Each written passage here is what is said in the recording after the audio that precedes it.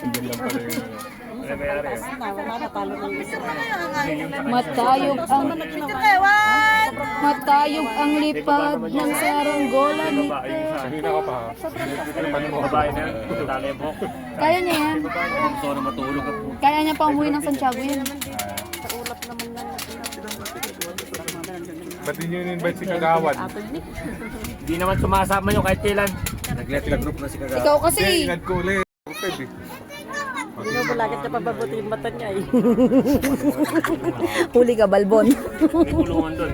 Sabi niya po, Pinagabalan niya. pilit na pagbibok ko ng mabuti yung mata niya. Ikaw. Para makakita Pwede nga tayo pumunta Kunwari doon ka pa eh. Di ba may fish pan sa doon? Maraming isda doon eh. Magdala kayo ng pan. Kaya, Pang...